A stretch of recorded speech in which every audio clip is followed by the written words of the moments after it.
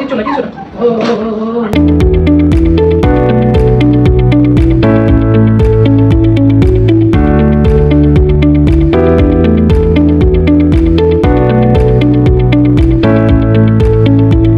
আসসালামু আলাইকুম সবাইকে। আশা করি আল্লাহর রহমতে আপনারা সবাই অনেক অনেক ভালো আছেন।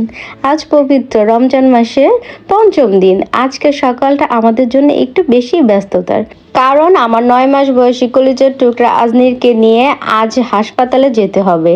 আজ ওর সরকারি টিকার তারিখ পড়েছে। বাচ্চাকে নিয়ে বাইরে বের হওয়া মানেই তো বিশাল প্রস্তুতি। আজনিরের পানির বোতল, টিকা কার্ড আর ওর প্রয়োজনীয় সব জিনিস ব্যাগে গুছিয়ে নিয়েছি। সবকিছু ঠিক আছে কিনা তা একবার চেক করে নিলাম।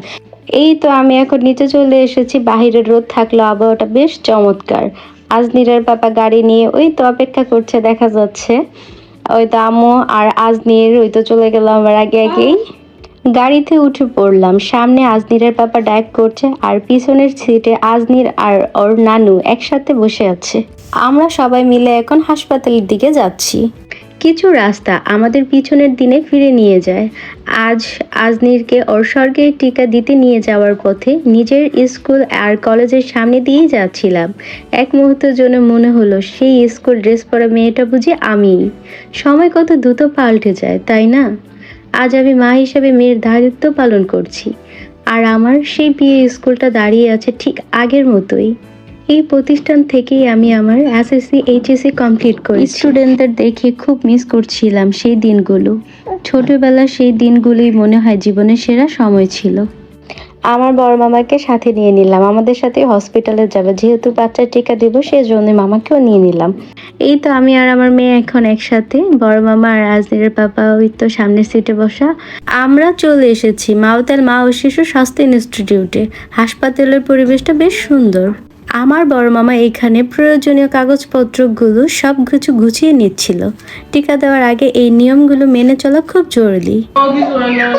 কিছু না কিছু না।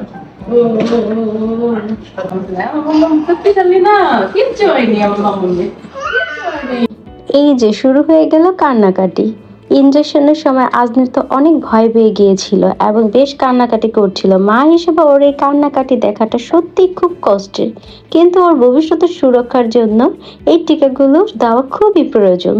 টিকা দেওয়া শেষ হওয়ার পর ওকে শান্ত করার জন্য ওর পাপা কোলে নিয়ে হাসপাতালের সামনের বাগান আর খোলা জায়গায় একটু ঘুরিয়ে আনছে। বাইরের বাতাস আর সুন্দর পরিবেশ দেখে আজদের একটু শান্ত হলো।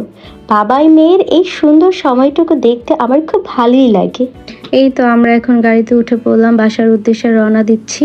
বাসায় ফেরার পথে রাস্তায় বেশ জ্যাম ছিল, আর এই ফাঁকে আজনির তো সরাসরি ওর পাপার কোলে ড্রাইভিং সিটে গিয়ে বসে পড়লো। এইটুকু মানুষের কত বড় সাহস, এখনই গাড়ি চালানো শিখতে চায়। বাবার মেয়ের এই মিষ্টি খুনসুটি দেখতে দেখতে আমরা বাসার দিকে এগিয়ে চললাম।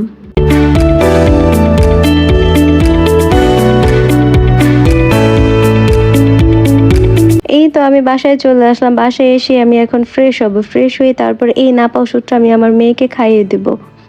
এই তো আমি ফ্রেশ হয়ে নিলাম। ফ্রেশ হয়ে এখন আমি আমার মেয়েকে নাপা ওষুধটা খাইয়ে দেব, কারণ যেহেতু টিকা দেওয়া হয়েছে হঠাৎ জ্বর আসতে পারে। জ্বর যেহেতু না আসে তাই আমি ওকে সিরাপটা খাইয়ে দেব।